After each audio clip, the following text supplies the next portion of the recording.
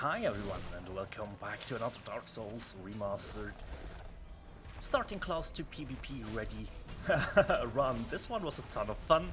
I tried to mix it up a little bit, so we are starting as the Wanderer, and as you can see here, early on the Wanderer is really good. The Scimitar, it doesn't have much range, but when you hit like 20 dex on it, it's insanely good. At 40 dex even better. However, it's not the weapon we will be using. We will switch it up for 3 weapons. 2 of them I rarely used before. The first one we will just get now. And yeah, the bridge just turned, so Patches is still alive. The Great Scythe, which is a ton of fun. For the Moonlight Butterfly though, we enlist our trusty witch Beatrice. Again, she's just such an amazing helper. We have enough souls with this to buy the shards we need, to buy like all upgrades to get to +5 on it, and we also, I think we will buy the smith boxes, right, and the repair box. For Taurus Demon, it's pretty much just Great Scythe +5 and see what we can do. We do a ton of damage, we will proc bleed, as you can see. So your damage output is insane for this stage of the game. Now, running attacks are very good with the Great Scythes, as well as the R2. The R2 is a really nice gap closer as well, so the moveset is cool, it's really cool, and we want to invest into ways to up our damage output, one of which is going for magic weapon. I also did buy full control, by the way, to make traversing a little bit easier. But yeah, magic weapon, great magic weapon, and the crystal magic weapon are all amazing. So, Capra Demon, we are rocking a good old trusty wolf ring early game, as I often do, and especially for this fight it is immensely useful to be able to tank and trade with Capra Demon. However, damage-wise we are okay-ish at the moment, right? It's not too big of a deal. We didn't go to +10 yet, because we can't, we need to deal with Capra first, right? But as you can see, like the R2s, in conjunction with the bleeds, are really nice. Now, we will pick up 2 more weapons, one of which I used a lot, which is the Uchigatana, and we will just have that as a side weapon, mostly for PvP. For the PvE though, I wanted to stick with the Great Scythe until I get the second weapon of the run, and we will talk about that in a little bit. Now, the gargoyles gave me a little bit of trouble, because there's the second one, and I'm not really in a position to take down the first fast here, so I figured, hey, you know what? Divide and conquer, right? So I managed to sneak in 2 very nicely timed hits on the second gargoyle, which then turns it back into a 1v1, and in a 1v1 setting, the gargoyle, well, he can hit us, but he cannot kill us. I still played it safe though, because yeah, losing the gargoyle fight would bring me down a little bit. So yeah, that is done. First bell done as well, and we just take a little break. We go back to the asylum, not only to pick up the doll, we also want the Titanite slab from the stray demon, and also to empathize. Like, if you have a weapon that inflicts bleed, it is such a good idea to do this early. It's not that much soul-wise, right? It's still a good boost for how early we are, as I miss my attack there. But yeah, as you can see, just stay behind him, mix in running attacks, R2s, just attacks that closes the gaps, right? There we go. And when you proc the bleed as well, you will get a nice chunk of damage. There we go, like pretty decent damage if you think about how early we are.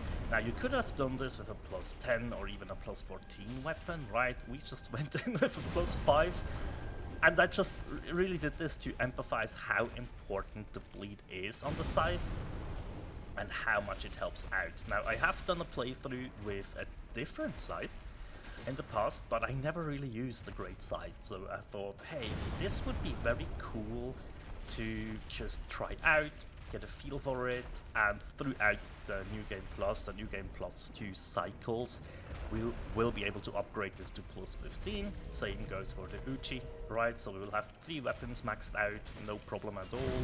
And we will invest into a more optimized PvP armor set, or combination of armors.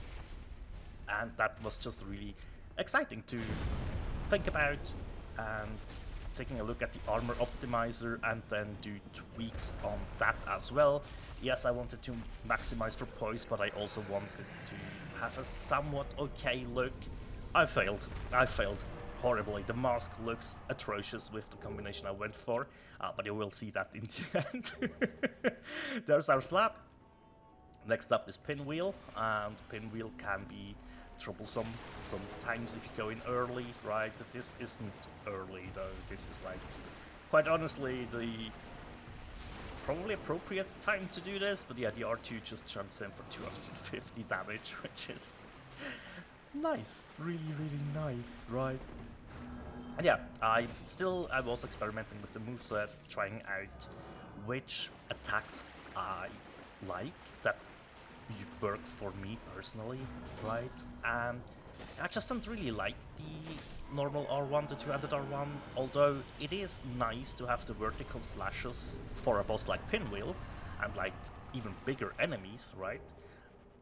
And we get the Mask of the Father. Wow, that lagged. Hopefully it doesn't lag in the video. But yeah, Quelaag is next, because we want to ring the second Bell of Awakening, of course, and dealing with her pretty much as always, although instead of going for magic weapon, I opted for a gold pine resin to get some lightning damage, just to make my damage output a bit more consistent. And yeah, we did pick up the silver serpent ring as well when we killed Pinwheel. We went ahead and picked that up, as I often do for my character building playthroughs, and then we went after Ceaseless Discharge to give him the death he deserves, I guess. And yeah, there you go, we saw it. Great save, still on +5. Why is that? Well, we soon pick up our next weapon. However, before we do, we went and fought Great Grey Wolf Sith. There's the bleed prop, and there's the 2 hits we needed to finish this boss off. Always hate to do this, but you know, I think I want to go all bosses again, so I just had to deal with it. Now then, gather up some souls before we move on. It's always a nice idea. Get some more levels in. So Gaping Dragon, as always, like, pretty simple, right? In the opening you punish, you go for the head, then you switch to the tail to get the tail cut, so he doesn't attack you with that. And after that, just bait out the slam down so you can attack the head, which we deal more damage to it as well, so always worth it. And we did free Big Hat Logan. So, I had to do Grix's questline and most of Logan's one, and you could finish up Logan's questline. However, I opted out of it at some point. So, Ricard's next. He will drop us our second weapon of the run, and also one I often took a look at, but never really followed through with it. Now, I will mention, you need a lot of endurance with this weapon. So I did get punished quite hard with it when my stamina pool wasn't high enough. So basically a full combo with the R2, you do like 6 hits, which is amazing, but the stamina bar is just gone, right? So you commit to the combo, you cannot roll out of it, you leave yourself open for counterattacks, and it can really mess you up. So we needed a lot of souls to buy out the stock from Logan. We will come back to him and buy the rest of the spells as well at some point. And yeah, Ricard's Rapier with magic weapon on the Iron Golem, and this is the R2 and the R2 follow-up, right? It is like 6 hits. It's a great amount of damage in a short amount of time. And oh yeah, I also did buy the Lingering Dragon Crest ring, which helps. It keeps the buff active longer. Why did I gesture after some boss fights? I don't know. We are up to ONS. ONS, I would actually rather take in the Great Scythe with me, to be fair. But I wanted to see if I can pull off a full combo, and it was a bit tricky, not gonna lie.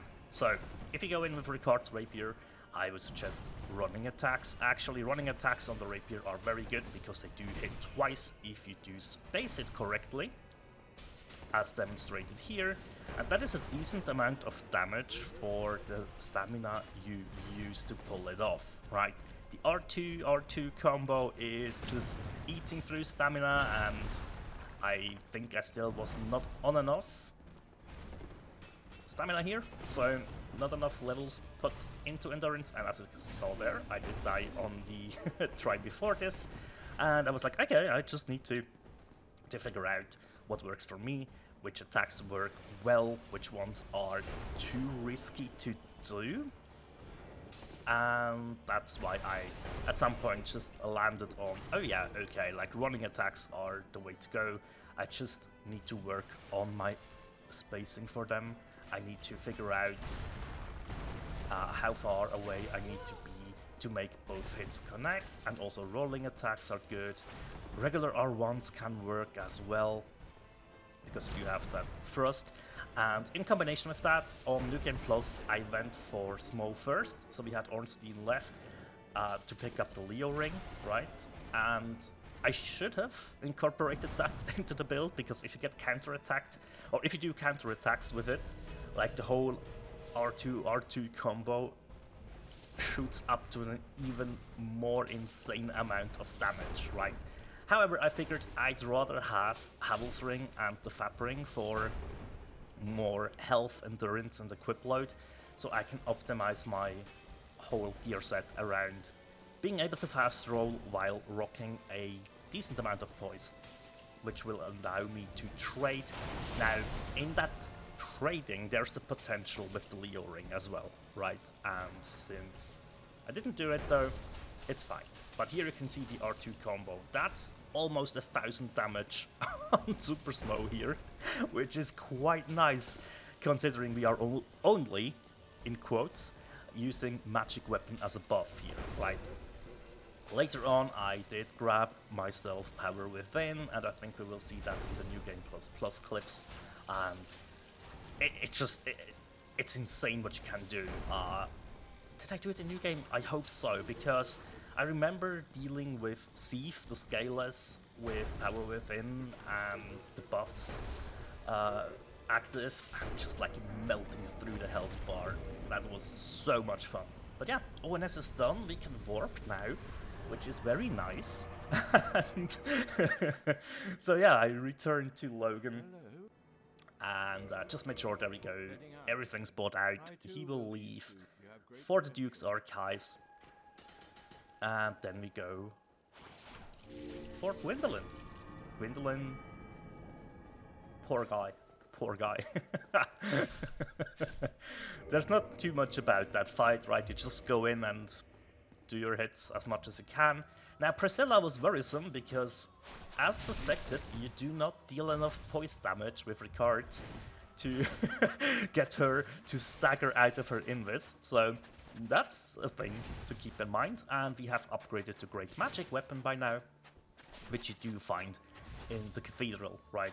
You have to cut down the chandelier on top of the rafters, and then when you head into the Painted World, on your way there you can pick it up. Demon Fire Sage, for some reason I decided, hey, you know what? I will go through Isolith first. Don't know why exactly I did that. But I did. And it went fairly okay. Now, Demon Fire Sage, of course, isn't like a difficult boss by any standards, right?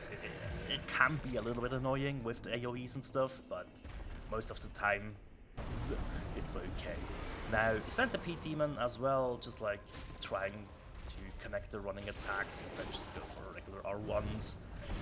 Trying to find a balance in approach here, and with that boss dealt with, we can go after the Bed of Chaos, which I will probably skip towards just the end, because yeah, you don't need to see Bed of Chaos, right? We all know how that can go horribly wrong. Oh yeah, there we go, we have Power Within, and we also have Crystal Magic Weapon. Now watch at the damage that we deal here. That is disgusting. Wow, look at that.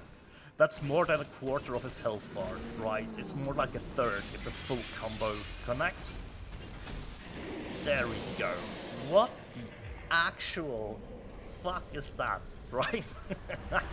That was so much fun to pull off. And yeah, it's why I wanted to try this weapon out, right? Nito is Nito, as always. Now, we do deal a good amount of damage here, which is nice, that helps. We just had to be a little bit careful and mindful of the skeletons. Also tried to let him kill them off with his AoE a lot of the time, and that really helped. Into the DLC we go, Sanctuary Guardian. Decent damage. This is basically the only boss in the DLC that will take a lot of damage, right? But they all have very big resistances, so your damage with any build you go into the DLC, right? You feel like you hit with a wet pool noodle, and that's okay. That's A-OK. Which just means you have to persevere some of the fights and basically win a war of attrition. Or learn the bosses better. One of the two will always let you to win, right? And yeah, I mean, running attack, as you saw there, that was decent damage, right? And he just stood there at the end. Don't know why, but we take it. One of the most difficult fights, though, again was Artorias. We do not have enough poise damage to put him out of his stagger, sadly. So I used that time to either heal, let him go for the buff, right, then heal, or reapply my buff. And look, we have Power Within, Crystal Magic Weapon, and you saw what an R1 did there. It's not a lot of damage, right? However, with enough patience, 205 on a rolling R1, right, that is not much. 238, guess we had like enough balance hit in there. And so it just comes down to, you need to play better. And yeah, see, I just backed off here, because I knew, okay, I don't have enough damage, it's fine. Well, not enough poise damage anyways, right? Could I have done this with the Uchi Katana and it would have been way easier? Yeah, hell yeah! However, I just wanted to stick with Ricards because it is the weapon I want to use in PvP the most, right? I was really curious about this in PvP. I know how the Uchi performs. I don't know much about the Great Scythe in PvP, but we will get to that. So, Calamite. He is another enemy that I thought, hey, maybe not only running attacks, but we might get a combo or two off. Certainly some attacks you can do it. When he stands up on his back legs and does the like fire attack, right? I think that's a decent timing to get it off, and sometimes you just risk it and send it, and it works out. Really enjoyed this fight though. Now I have my troubles with it in the past. Same goes for Manus. Manus always, I think I'm getting better every fight I do against him. It always takes me a couple of tries to get back into it, but once I'm refamiliarized with his moveset and stuff, I think I'm starting to get a good grasp of his abilities. Now, that's the one that always catches me off guard for some bizarre reason. I know it's coming, I know how to dodge it most of the times, however I fail to execute it properly. This time though, it went fine.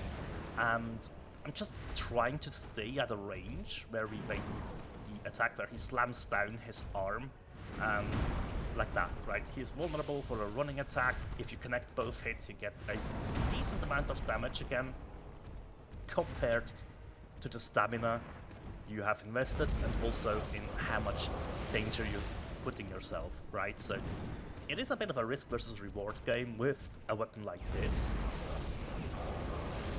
However, if you play better, you wouldn't take that much damage, right? I still want to showcase like how much these bosses can actually mess with you, even though you haven't played this game for. I played through this game so many times I cannot even count it anymore, which is fine. right? That's okay. But I still want to show you, hey, sometimes, right? It still messes with me. It still can absolutely give me trouble. And we are up to Gwyn right now, so...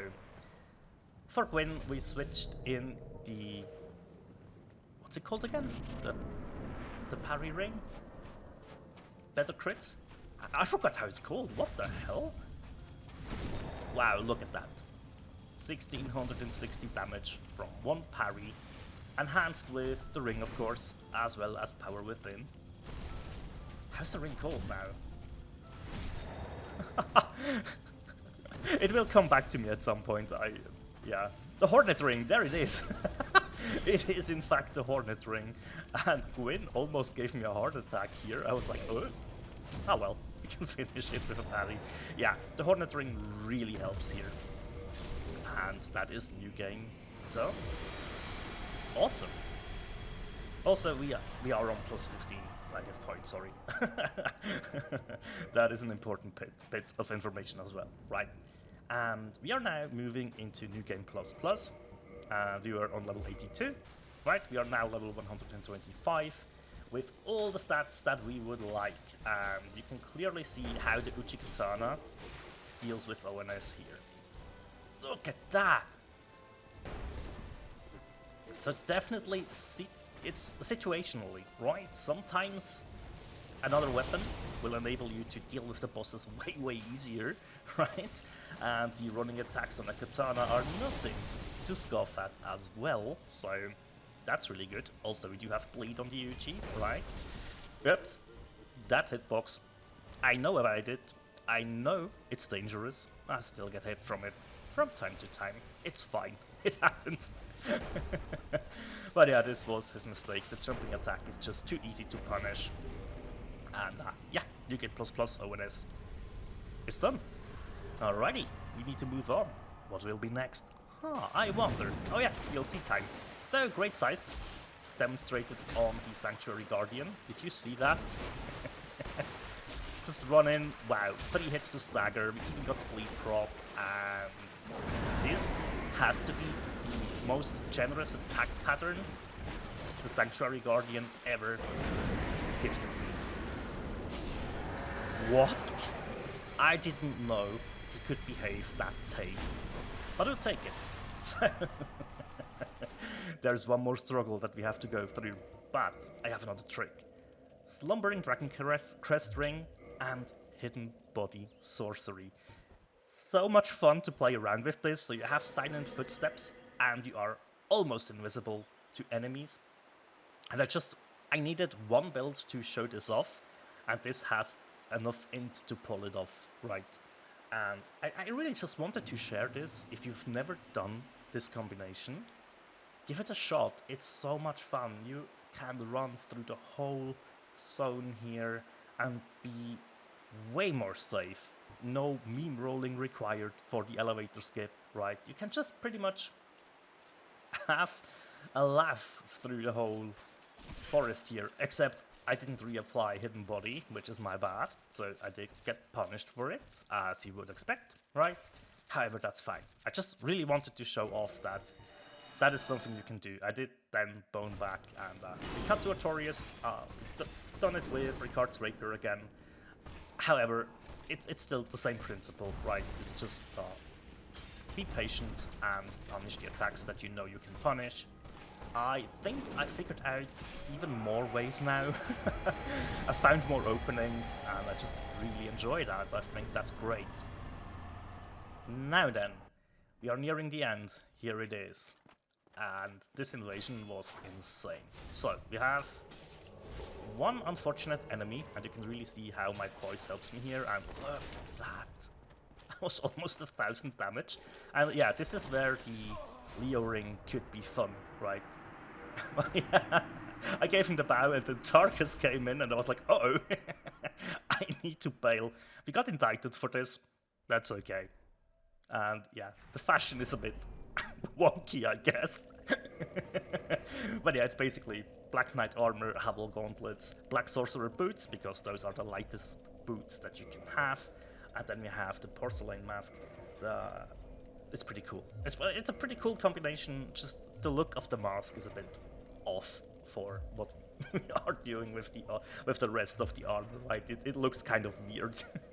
It's fine. Here you have the stats. I will have you the Dark Souls planner as well at the end here, so you can take a look at that. You can pause there and see the stats, and the equipment and everything is listed there. You can have the whole overview over this build, and you just swap in the weapon you want to use. You have enough endurance to equip any weapon, basically. But yeah, that's it for today's run. Thank you very much for watching, everyone, and as always, take care.